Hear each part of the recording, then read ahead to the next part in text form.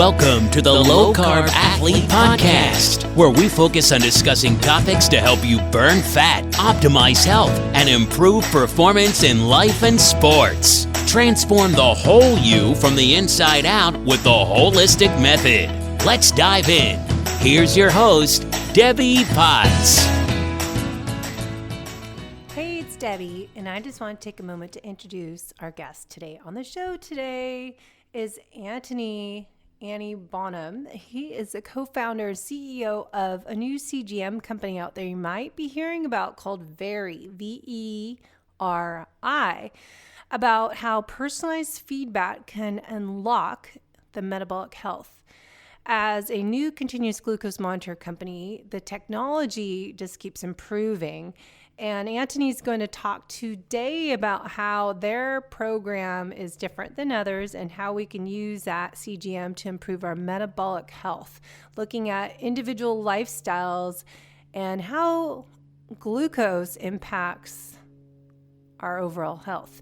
As I like to say, every stress response is a glucose response. So I've been using a glucose monitor not just to stabilize my blood sugar by learning which foods work best in my body, as not all carbohydrates are evil. Some work better than others. So looking at foods that we're reactive to might spike my glucose, and then how to pair foods and adjust our macronutrients, protein, carbs, and fat to stabilize that glucose. But I'm also finding out how I deal with stress, as I tend to be that type A driven, ambitious, high performing individual that I help coach because they're like me. And I tend to have a higher glucose reading when I'm in traffic, or if I feel like I'm going to be late to an appointment, or I'm in a meeting and maybe I'm not breathing right. So it really helps me figure out how to breathe more efficiently, to rest and relax, and when I need to move more after I eat. So there's a lot of information we can get from using CGM as VERI, and going to talk about how's the platform different than other companies we've worked with as NutriSense, and there's levels, and what works best for you. So VERI, it's using the glucose, food, and activity and sleep data and more analytical measurements they'll keep adding on there in the future to help us figure out a more personalized approach to fat loss, health, and performance. So that guidance on what foods work, but also, as I said, the stressors and sleep. Looking at sleep, does your glucose go up while you sleep? I find that fascinating. And we'll talk about that today. A lot of people have higher readings around 1, 2 a.m., which is in Chinese medicine.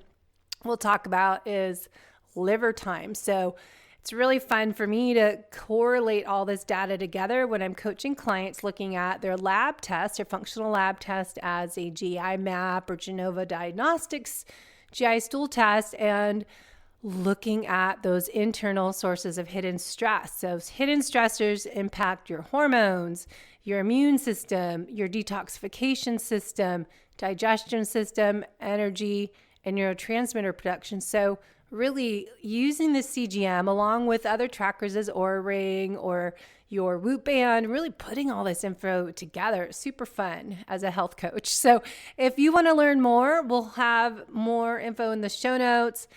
There is a discount code that we have for our listeners, but read all about it in the show notes. The links we'll add in there. And then I want to hear about how your experience is with your CGM. And if you want to try a VERI, you can save money with our link. So let's talk more after the show, and we'll do a follow-up show on my experience with VERI and how I'm using it to help my fat loss, health, and performance.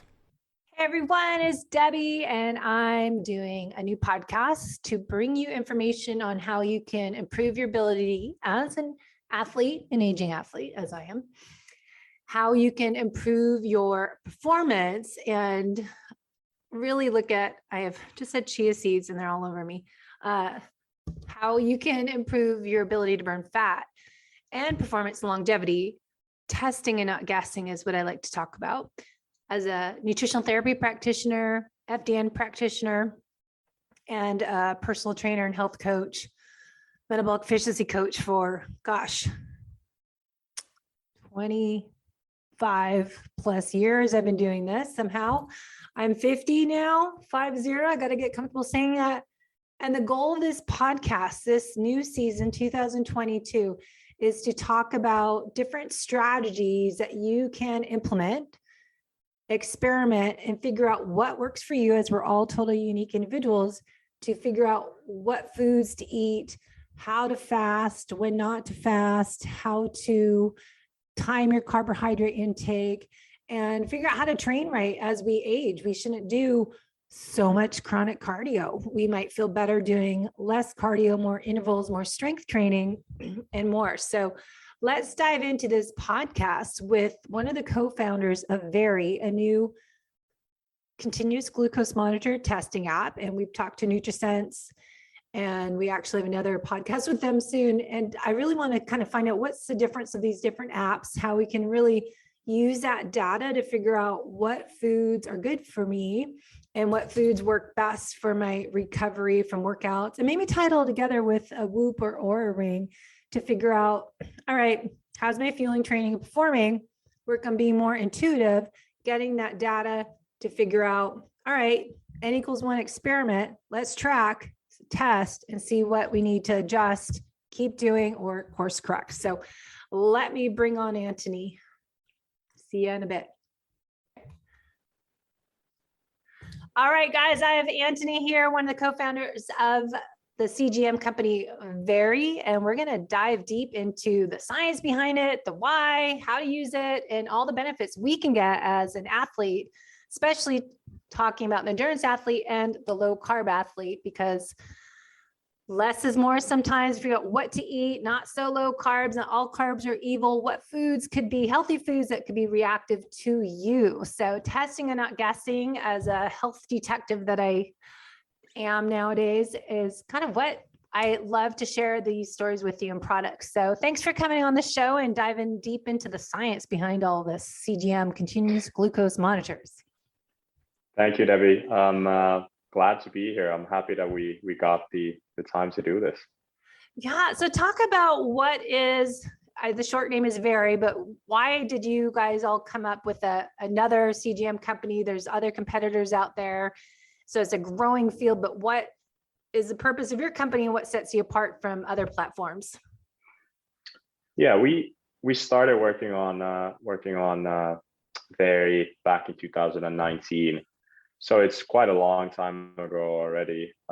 We have had our own issues with health, especially in like with nutrition and our metabolic health. My co-founder has struggled with ulcerative colitis like growing up. I've had as well like a lot of weight management issues in the past, and because of that, like I feel that I'm like somewhat like awakened to some like higher level of existence when it comes to nutrition and how we get quite a lot of things wrong when we talk about nutrition and so on. And it's kind of like our journey to what we are doing, and what sets us apart. I think there's a lot. You're right. There's a lot of companies that have come into the space, and some people go more towards the athlete use case. Some people go more towards kind of like the optimizer use case. I think where we want to really shine is the nutrition space and really helping people effortlessly understand and with like very, very short feedback loops understand what to eat, how to be as metabolically healthy as possible. And I feel like as I get older, and we've done this podcast on and off over 10 years, that it's more about not just performance gains for the athlete, but excuse me, the long-term longevity. You know, I talk about this every show. I think, who are you going to be your future self 10, 20, 30 years from now? Especially my parents turned 80 this year, watching them just what their body does and health issues that happen as a result of our choices, what we make at this age now. So I think so many athletes think they are invincible, and that because they're fit and they can do these endurance events or whatever sport they're in, that they can eat whatever they want, and they don't think of the long-term effects, that damage they're doing at a cellular level at this time now. So how can a continuous glucose monitor help us, as I say, burn fat, optimize health, and improve performance, but more so the longevity side performance in our future self? Yeah, really good question. I think the use cases are there's a lot of use cases, obviously. As you said, as you highlighted earlier, like not all carbs are bad, and it's really hard to perform at a high level if you have no carbs, I think it's just about distinguishing what carbs are causing you unnecessary glucose spikes that are then, having a prolonged impact, so to say, to your metabolic health, right? So it's not foreign that you'd see athletes that are on like pre-diabetic levels being like shredded and just kind of like, doing ultra marathons here and there, right? So there definitely exists this almost like a category of athletes who are performing really, really well, but they might be having like pre-diabetic or type 2 diabetic glucose levels, and because of that have really, really elevated insulin levels. When then their sports career ends, or they don't necessarily like do any more of that kind of like competitive sports, you'll see quickly, or you could quickly see like weight gain and such things, because they are so insulin resistant. Mm-hmm. So with that, few thoughts is that often there's fit and fat athletes, no offense, people, but there's so many athletes. I know I started Ironmans in 2001 and started my adrenal exhaustion in 2013. And so over those years, being in the industry and being a coach and observing different types of people and sizes and their health, there are a lot of athletes that are, say, doing an Ironman and they're still over fat. They do a marathon, they don't lose weight. So that's why I think we started this podcast. It used to be called Fit, Fat, Fast 10 years ago, that to eat fat, to burn fat, and teaching people way before people knew what we're talking about. Keto wasn't a word back then, but, saying metabolic efficiency. And I think a lot of athletes are not realizing that there are certain foods that are going to improve their health. And we're talking more metabolic health. So for an athlete or non-athlete, what is metabolic health mean for you guys when you're trying to help that category? Yeah. So metabolic health is basically, a set of processes where your energy intake is as efficiently as possible turning into energy, and there isn't like any blockages, so to say, right? This term surfaced early 2019 when a group of researchers in University of North Carolina showed that 88% of the US population is considered metabolically unhealthy by objective criteria. So, this is 288 million people in the United States alone, right? Wow. So this is the 5 metrics. So the study was basically on 8.7 thousand people, and it seeks to look for optimal levels in 5 different parameters to justify good metabolic health, or metabolic health: blood glucose, triglycerides, HDL cholesterol, blood pressure, and waist circumference. So basically, all of the people had like one of these, or not all of the people, 88% of the people had one of these south. So this is basically what metabolic health means: having having ideal or optimal levels in these 5 different objective criteria, so that the metabolic processes, so to say, function correctly, right? And so on. So the word you didn't mention was insulin. Insulin and insulin resistance. And that seems, according to Dr. Ben Bickman, and a lot more people are speaking, it's not just glucose. Ideally, you want to know what our insulin's doing. And I find it's crazy when I do functional lab assessments for clients now as a health detective. No one is getting their insulin tested when they go see the doctor. They're just doing your fasted glucose and A1C, which is the 90-day range. And now they're not even doing inflammatory markers. So kind of recap, what are the top labs? Are you familiar with the top labs people should get for testing inflammation in their body to contributes to metabolic health imbalances? You hit the nail in the head there really, really well, right? So for us, like right now, we're still in like just measuring glucose, but we're planning to expand to other biomarkers as well this year. So definitely insulin is huge. Like fasting insulin especially is a great marker for us to understand, because as you said, glucose is a proxy of insulin, and insulin is like kind of like the main victim, so to say, or like one of the biggest victims, so to say. You know, like the thing, what we are translating as poor metabolic health is actually you having elevated levels of insulin, like constant, like chronic elevated levels of insulin, because you are basically promoting fat storage in your body when your insulin levels are elevated. So and basically, you know, blocking energy, blocking like blocking ATP to enter like those certain like parts of your body, and that, you know, like causing different kind of complications. But those insulin is really big.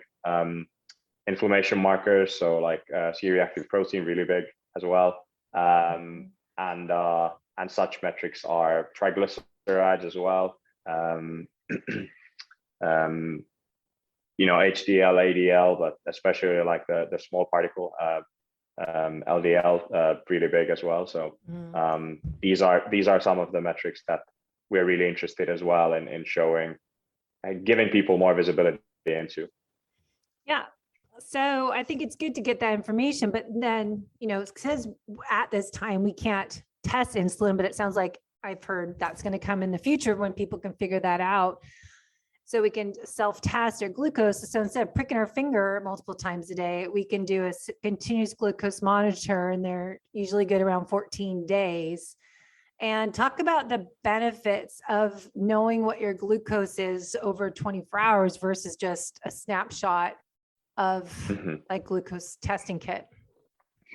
When you think about it, like the glucose testing kit doesn't really like tell you that much. It's just one point, a single time point, or like measurement point, and that can hold like a lot of noise, so to say, that has impacted that level at the time, right? So there's a lot of or we are already seeing our own data with our customers and our users that poor sleep has a negative impact to glucose levels.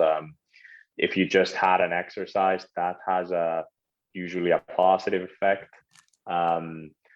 If you just had a brisk walk to the doctor's office, you know, you might have had way lower glucose levels that you would like without taking that part of the day in account you would have had, right? So there's like all of these lifestyle habits that are having a huge impact to that one single metric, and that's why it might be really loaded with misinformation, so to say, about the current situation.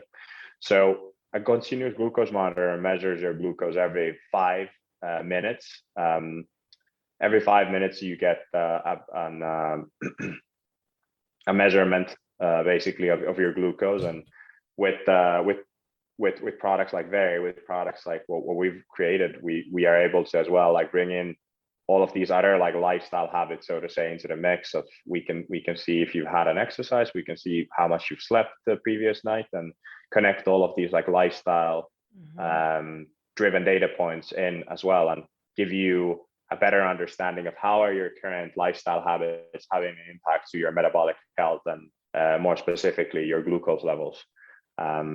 So that's what VERI does, and that's why it's so important that we really understand, and I've used the term of codify our environment, so we really understand what is the state of our metabolic health and how we can as well, with those with those right choices, and with especially like with food choices, but as well with exercise and with sleep choices, have an impact to the state of our metabolic health at a given time, right? Yeah. So I don't know, 8 years ago, I created what I called the holistic method to transform the whole you from the inside out, to burn fat, improve health and performance. But it was not just as a personal trainer in my early career, I was coaching athletes and training people of all ages, and just exercise wasn't enough. And I, can't out exercise a bad diet, but then it's stress management. And I wrote a book called Life is Not a Race, It is a Journey, because stress, constant stress inside and out will overfill that beaker of stress. And it's amazing how my CGM will react to traffic, or like I'm type of person that if I'm slightly late to something, I freak out, like get stressed because I hate being late.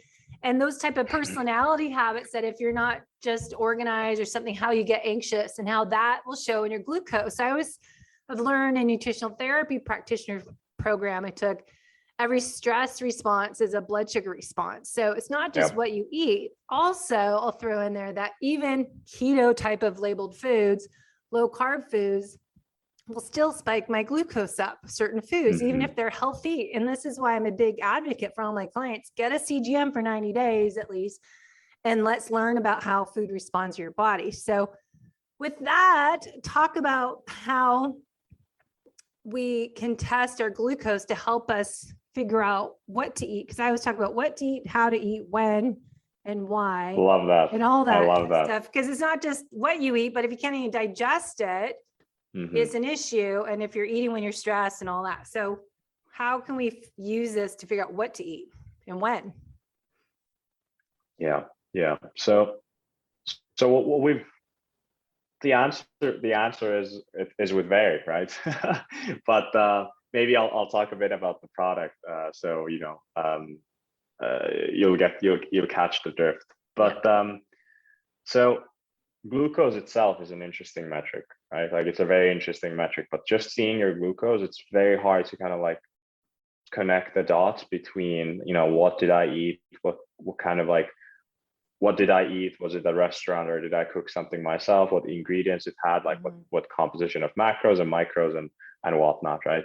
So that's the first piece of the puzzle, right? Like everyone has a pretty like unique set of responses to different meals, right? Why I say pretty is because there are, like when you look at the glycemic index table, you react like somewhat similarly, but there are like big surprises, so to say, in terms of like someone might react like really dramatically to a banana when someone might react really dramatically to a cookie, and then vice versa.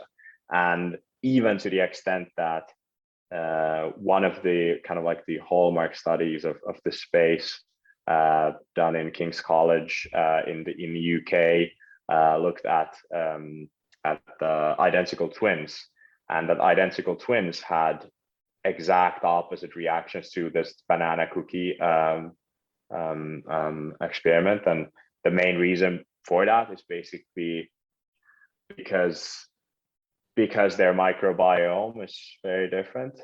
So their environment has changed since they've kind of like born and don't anymore like live in the same household. They have a really different set of bacteria, and hence they have then like very different reactions to different foods, right? But these all are things that you're seeing in your glucose levels, right? This is as well like why we got really interested about the space. Because we were really interested in understanding our microbiome as well. But that's a side point here.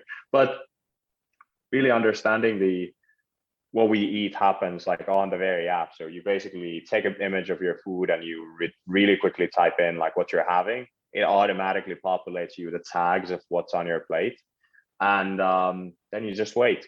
You wait for 2.5 hours and you scan the sensor, and you'll see how your body responds to that set of ingredients prepared that way at that given time, taking into consideration the fact that have you just exercised, or have you exercised 4 days ago, how depleted your glycogen stores are, so to say, how much you've slept for the past week, but especially last night, and what time of the day it is. Is it in the morning? Is it in the like late at night, as you're binge eating and watching Netflix, or so on, right? So we try and bring all of this data into one really simple and easy to use platform and interface, where people can then really understand and codify their environment to make better decisions. Yeah, so because I think a lot of athletes will work out, say they'll do a fasted workout in the morning and they'll see their glucose go up, or I find a lot of people, including myself, middle of the night, their glucose go up. So what are some red flags when we have this sudden spike in our glucose when it's not necessarily what we ate, or, you know, what else could it be? Yeah. Well, stress is one, as you said. Yeah. Stress is one. I've had nerve-wracking meetings, and my glucose is like shot off the roof. But there, obviously, as well, it's a good way to show that the product works when you see that. So that's been great. A lot of athletes will see very dramatic glucose spikes from strength training, for example, or just like anaerobic exercise, which is like totally normal. You're basically summoning more energy in those like strenuous workouts, and that's why your glucose is spiking. It doesn't mean that it's bad. It just means that, you know, you are it's very like a natural process when you think about it. Like, human bodies, very complicated but very simple sometimes. You know, it's like two modes almost. We either flee or relax, and your glucose kind of like follows that. So yeah.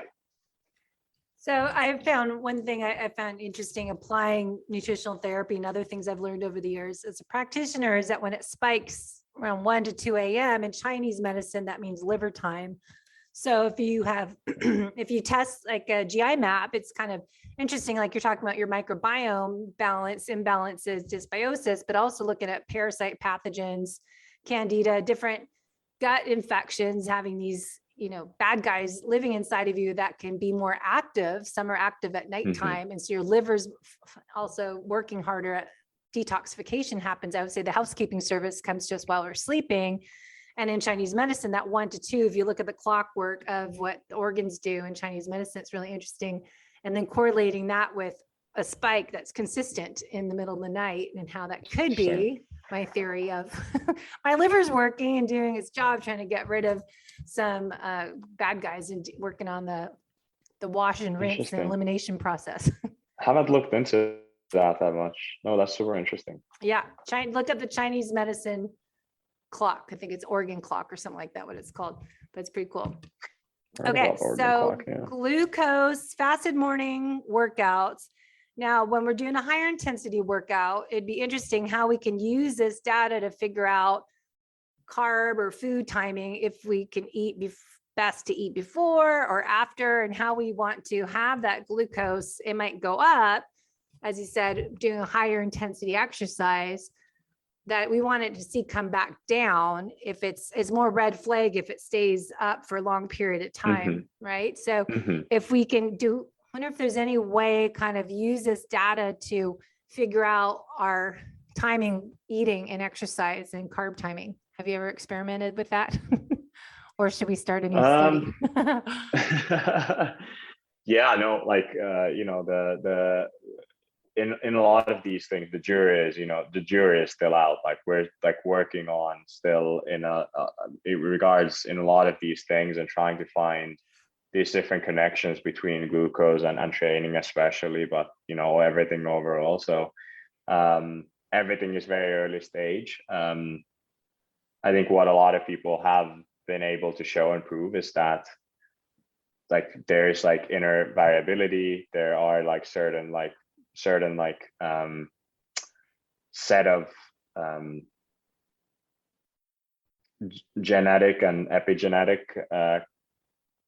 functions that have an impact to the way that we react to glucose, and that glucose, like high glucose is obviously, and high levels of insulin is obviously really, really bad. And like fluctuation as well is something that should be avoided. That I think that the modern food environment is causing a lot. You know, we eat multiple times a day, and we're basically just like constantly pumping up, or kind of like ruining the engine of like the kind of like homeostasis and the engine of glucose and insulin, right? Which can be considered, or it's safe to say that it can be considered like harmful in the long term. Yeah, personally, like from like NS1 and from like my personal like experiment, so to say, I've found that it's not a secret, but depending on the workouts, you would want to eat like before or after, you know, that given workout. So if I have like a strength training workout in the morning, I would definitely like eat before that. But when then like more of a like an endurance type of thing, I would actually like eat after that and do a faster workout instead, just to improve as well, you know, like this like alternative engine that, you know, you are very familiar with, like, you know, really like producing and moving with the kind of like the on like, well, reaching a state of ketosis and kind of like training this other alternative engine, so to say, of energy production. But I think with in regards of how can we see and what can we see with glucose monitors in like tanking, it's still like very early stage to really show anything there. Well, I don't think anyone would ever have an answer because it's N equals 1. I just mean a self-experimentation, how we can do this for ourselves. And it's like one of those things that no one will ever have or should be able to have an answer, because female athletes differ the male athlete, and then every female is different, everyone's different. But just how much we can use this data and connect it with, say, your aura scores or whoop scores, and lab testing as your GI map or Genova 3-day stool test, whatever you want to do, and look at genetics. And that's kind of what we do as personalized nutrition programs, put all this together for people to figure it out. But I just think it'd be kind of interesting as a health coach to figure out, all right, like here's when they work out, if they eat before, here's what happens after, how was that workout? And then somehow tag it on there when they enter their workouts, and what type of workout, of course, and heart rate and intensity. There's so many factors. So that's why I don't think it's really an answer you guys will have, but it's something it'd be good for people to experiment, because it is, a CGM is showing our unique individuality, and our needs are going to be different for another athlete, but we can use this to test on ourselves instead of just guessing. All right, I think I feel better, but that's just a thought. So anything else what there? I have done is that it was interesting to see when I was getting started with the CGMs, and I always like did I always did like a morning workouts, and I have always like asked myself, like, why am I so especially like energetic in the morning, right?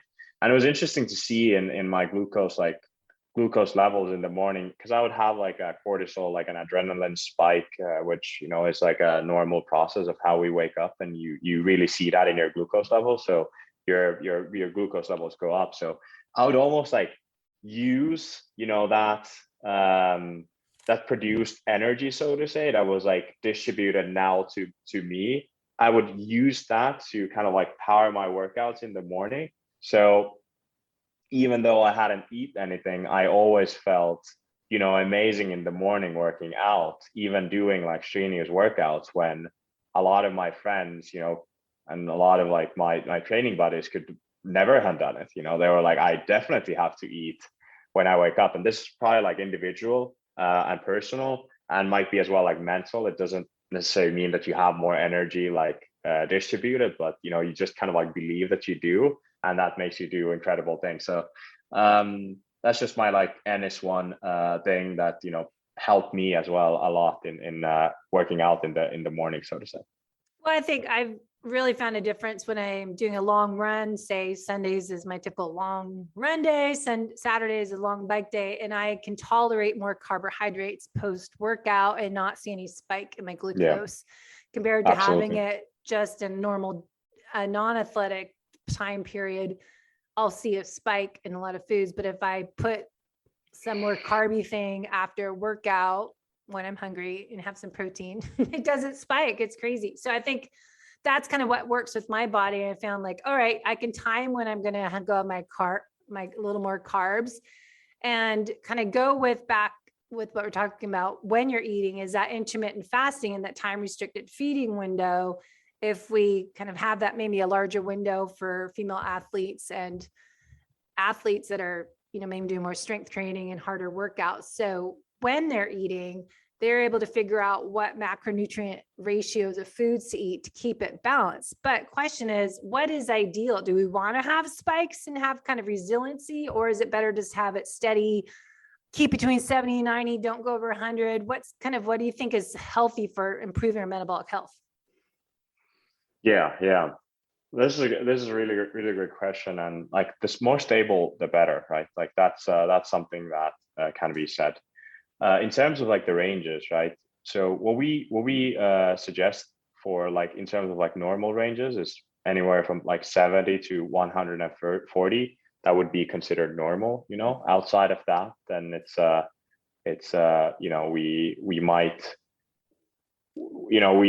like outside of normal ranges. But in very often, like in multiple cases, we in like optimal levels, we try and hit like somewhere between like 70 to 110, 120. So that's, something that like an athlete, for example, would kind of like expect having on a day-to-day basis, like staying approximately like 90% inside of the range, because you'll have those spikes, especially if you do like strenuous workouts, like anaerobic workout, you'll have those spikes, and that's like considered totally normal.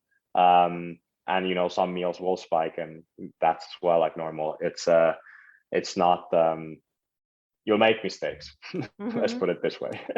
So that's what we can kind of like consider normal. Like that's something that you would consider like throughout the day. Then like a mean post meal glucose spike that is ranging from 90 to 150 is considered normal. Like out of that, then again.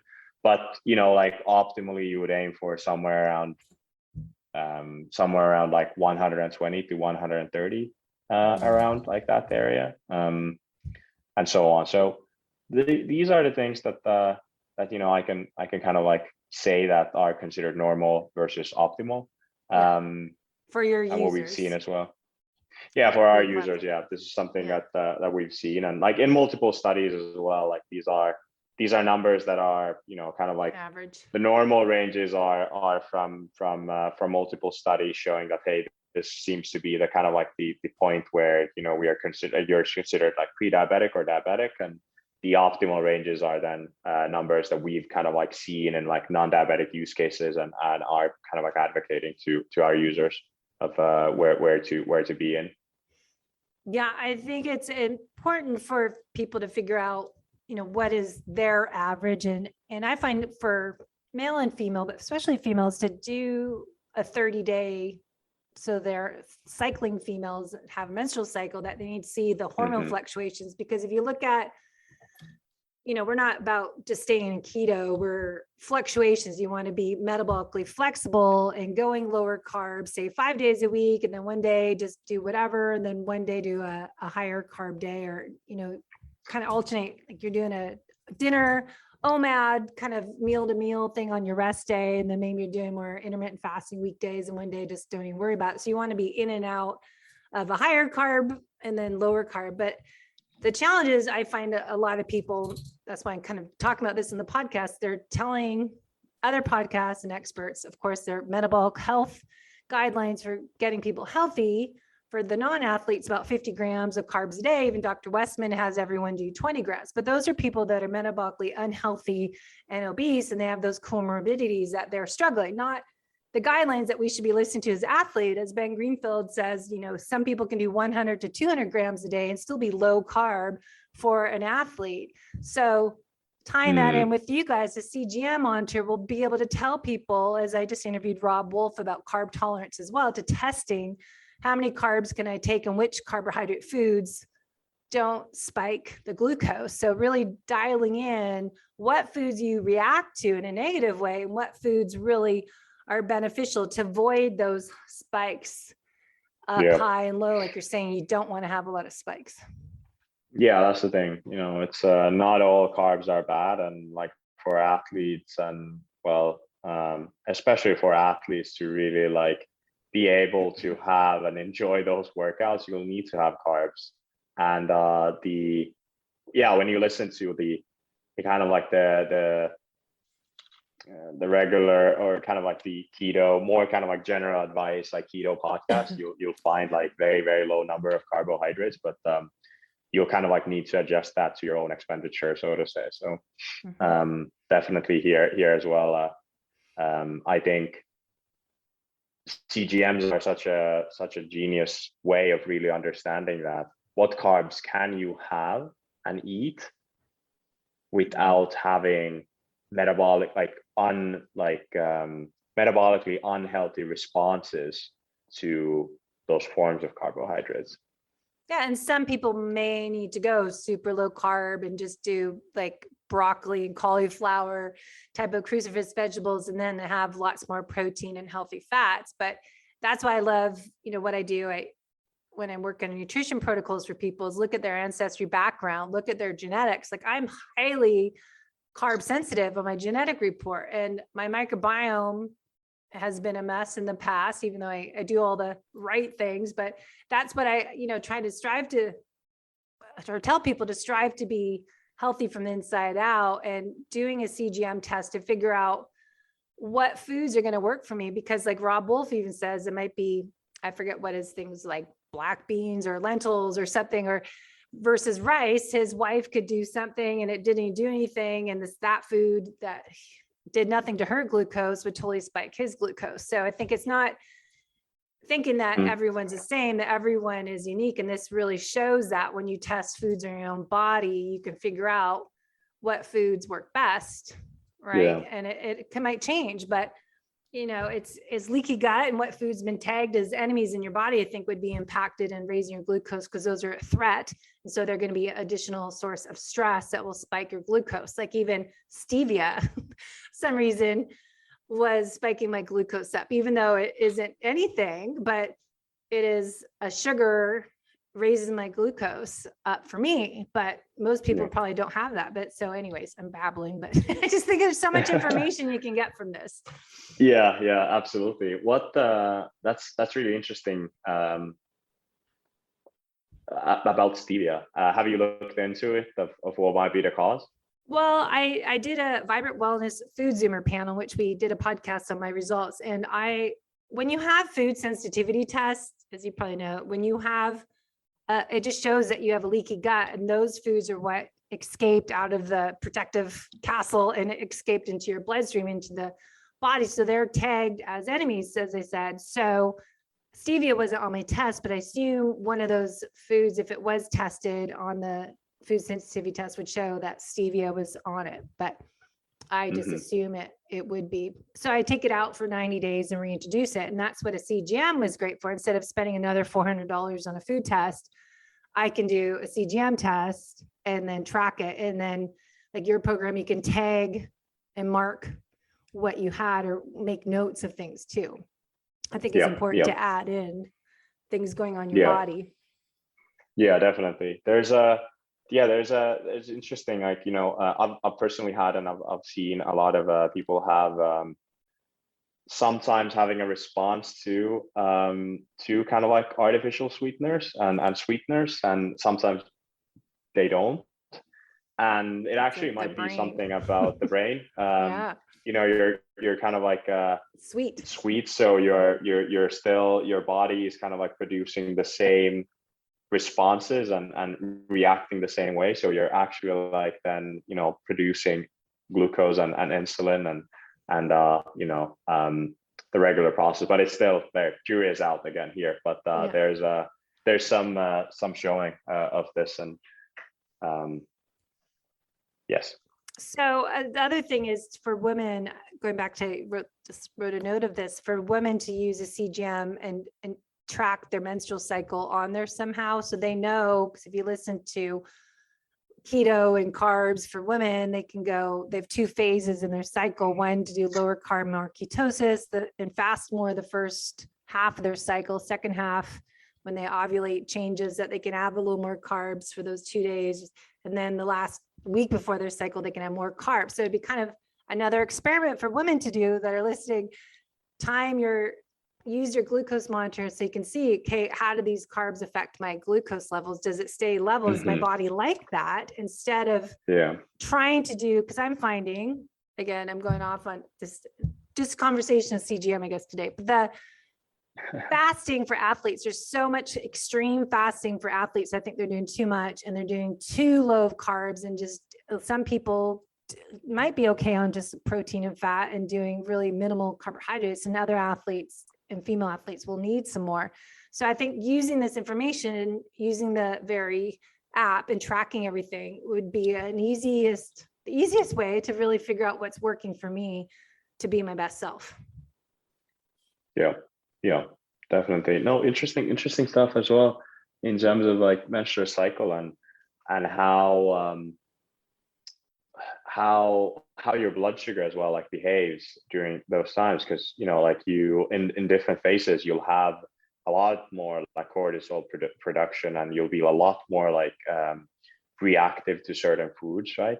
So we've actually internally worked on a tool, basically it's like a cycle tracker, and as well like kind of like a diary of looking at your glucose levels and looking at the foods that you eat. And there's a lot of potential there as well, like seeing how in certain like phases of your cycle you tend to eat different things, and you tend to kind of like have different like desires to certain things that like you wouldn't necessarily like on other parts, and how those then are affecting your glucose level. So it's a big opportunity to build really something very, very powerful in the femtech scene as well. So there is one coming out, but not CGM, so you can use it kind of example, but it's called wild.ai, and it's based on Dr. Stacey Sims and athletes and menstrual cycle tracking. So they do have one in beta testing.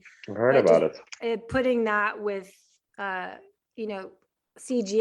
and I mean, I know Heads Up Health tries to do this, but you have to have access to everyone's platform to connect all the data, because I always want all-in-one device, especially when I'm coaching people, I'll get your training peaks, get your Aura ring or your Whoop band, and then your CGM, and then we track your food, my fitness pal. It's like, okay, I can't handle that myself. And then just like have one place to put all that data and track it is what we need. Yeah. I've heard this often. Yeah. So I'm glad you guys are kind of putting in what I call the holistic method, the sleep and the steps, and getting, your digestion, gut health, and being able to track all that, the symptoms. So you're on the right direction. Okay. So let me get to, because I'm blabbing a lot today because I love this topic. So sorry, people have to listen to me, but what questions we had from some of the listeners and my low carb athlete Instagram, Facebook peeps on using the right carbs. How can we use this to figure out the right carbs and the right amount during exercise, pre, during, and post? What would you say? I think we kind of talked about that, but not having as much spikes, or having it come back down, or not too low and have it go below average, below normal. I think like so looking at like pre-workout, I think there it's about really like getting your glucose levels to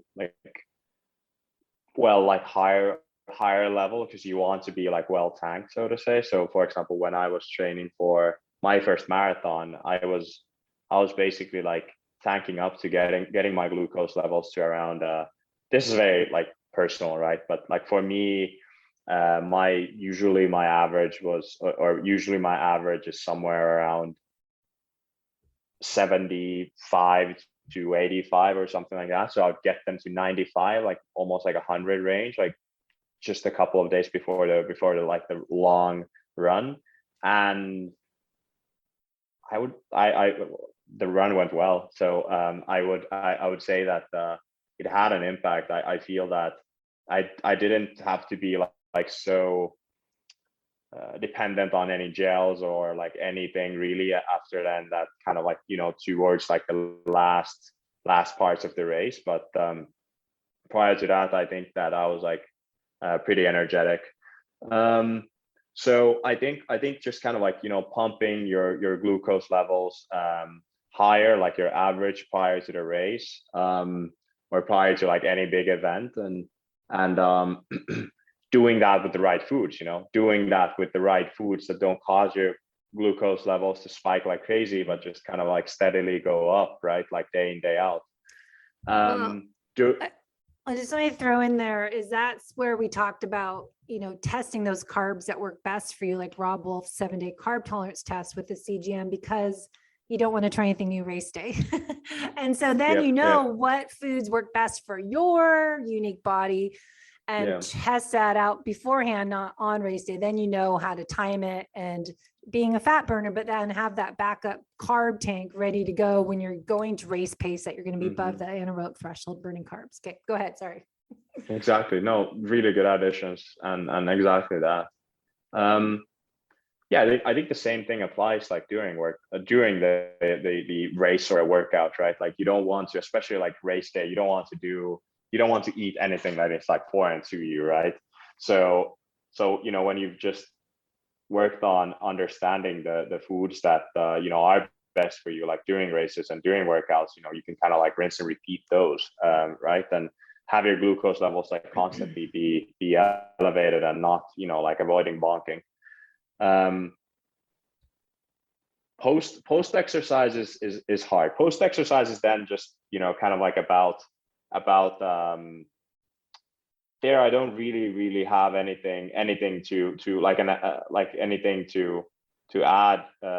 I think eating the things that you desire, so to say, especially after race, is like my biggest kind of like I believe in mental health so much that you don't always have to be religious about your glucose levels. So you can just go you can just go wild after a race, but generally, like in terms of like the regular workout and a training, I think that things that don't like cause you like to spike like crazy, but still get your energy levels like elevated and back to track is essential.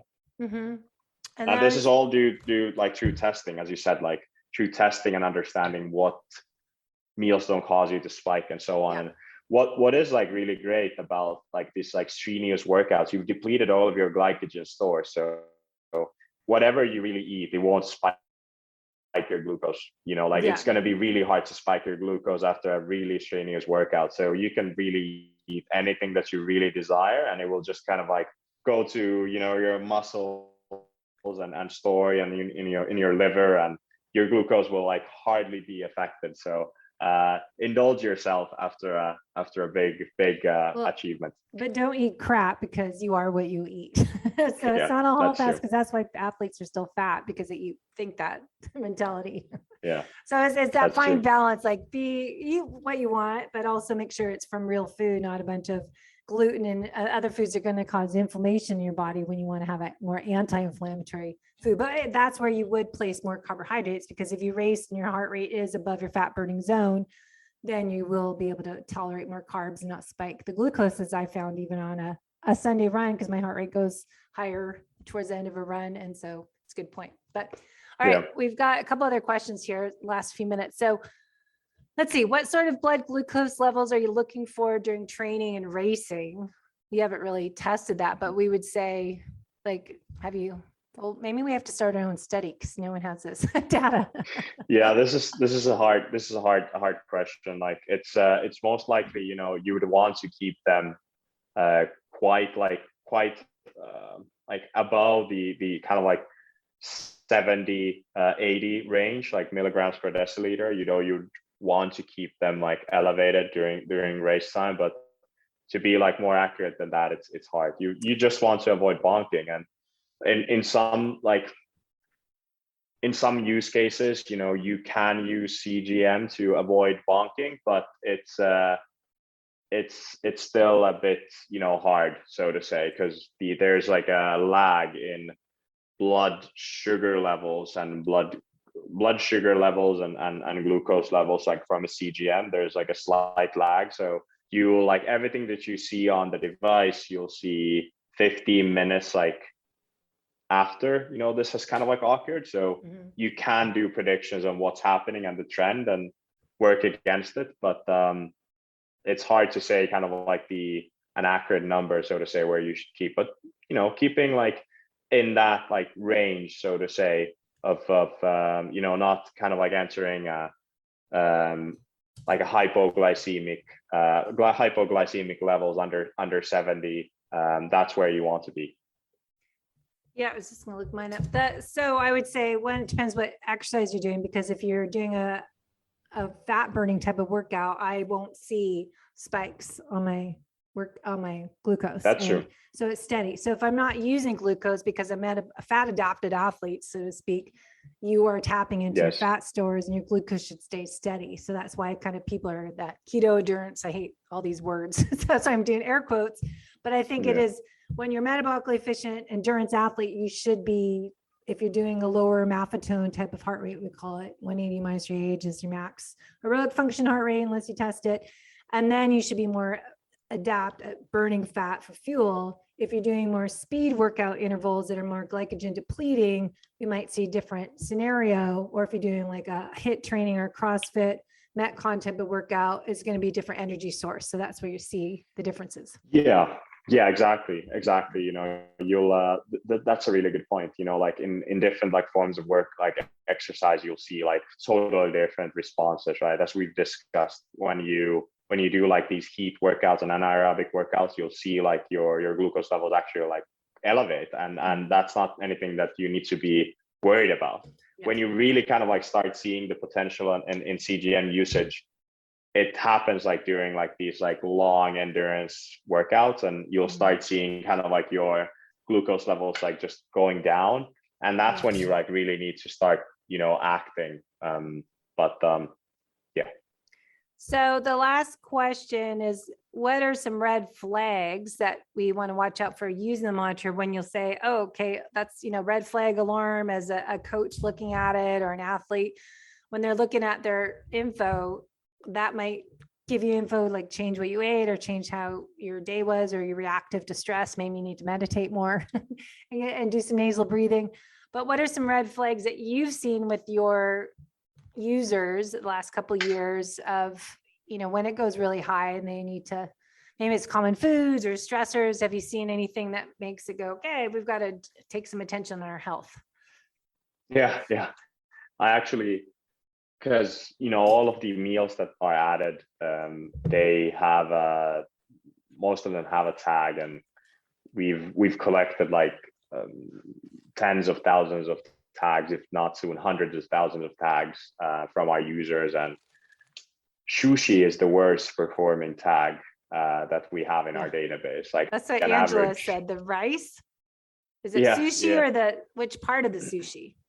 It's most like it's the rice. It's as well, a lot of restaurants use like additional like sugars and vinegars in the sushi rice. So it has like a really like, it's basically just sugar and very little like protein and like a protein and a piece of fat. So sushi is one of the worst performing tags. French fries is one of the worst performing tags. But is that the vegetable oil or the potatoes? That's how you have to break it down. Like, okay, which is it? Yeah, most likely in this case, it might be a combination. It might be a combination of the two, and it most likely is. But it's going to be interesting as we like populate more of these tags of like, is it actually the vegetable or the French fries? But definitely like a combination. Grapefruits as well. Like it's Nutella is as well like a very poor performing tag. Funny enough, salt is the best performing tag.